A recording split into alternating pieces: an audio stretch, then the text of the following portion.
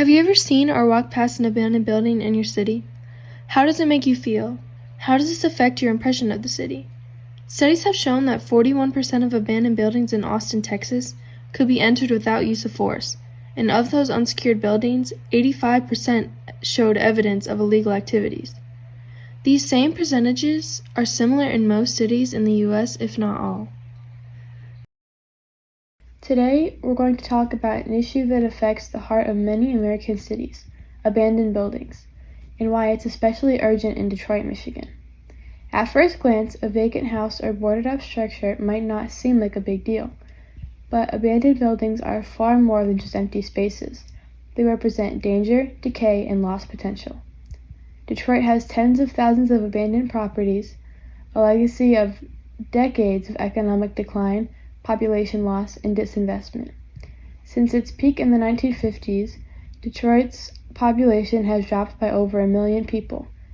As people and businesses moved out, homes, schools, and factories were left behind, many of them left to rot. These buildings aren't just unattractive. They attract crime, including arson, drug use, and illegal dumping. They make neighborhoods feel unsafe, and they lower the property values of the families still living nearby. The good news is that you can help to solve this issue. Detroit has made progress with its blight removal programs, but the process needs more consistent funding and transparency. We need to shift from tearing buildings down to reclaiming and reusing them.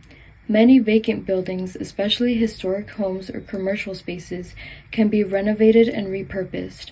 Imagine a boarded-up building turning into a community center, affordable housing, or a local grocery store. We need to empower local residents and give people the tools and resources to reclaim their own neighborhoods. Another way you could help is supporting programs that allow residents to buy vacant lots for low prices or that fund local-led renovation efforts. You can also start or support neighborhood associations. Strong neighborhood associations can pressure the city to act on neglected buildings and advocate for safer, better communities. These groups can also organize watches, coordinate development ideas, and apply for funding as a united voice. Residents can organize community cleanup and beautification projects. Painting murals, planting flowers, or building community gardens on empty lots can deter vandalism and make spaces feel cared for. The community has the power to lead change by organizing, beautifying, reusing space, and working together.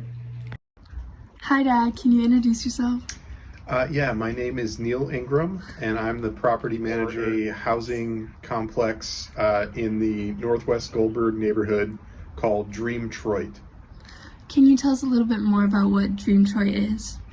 Yes, Dream Troit is an affordable housing development in the Northwest Goldberg neighborhood that is a mixed-use facility, which means that we have commercial entities there, we have residential, and we also have affordable workspace and art studio spaces as well.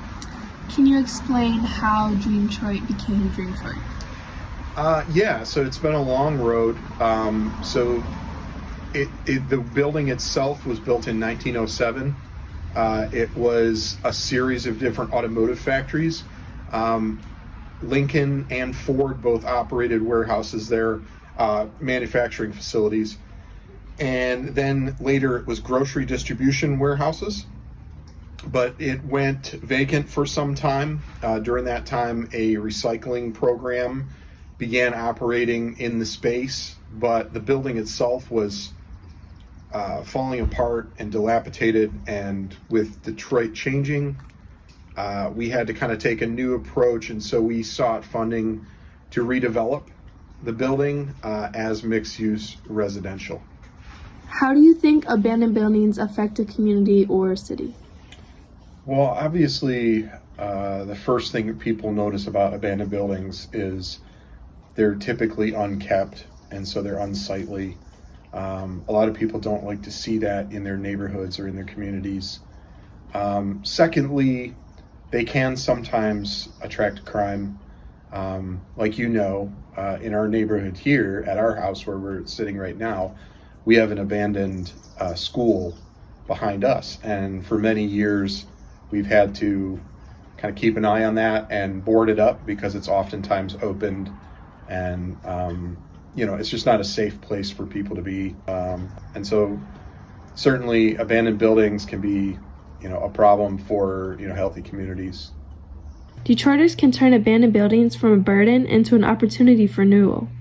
It takes effort, but with pride, teamwork, and local action, real transformation is possible. Abandoned buildings are not just Detroit's problem, they're America's problem. But Detroit, with its rich history and strong communities, also has the chance to be a leader in turning decay into revival.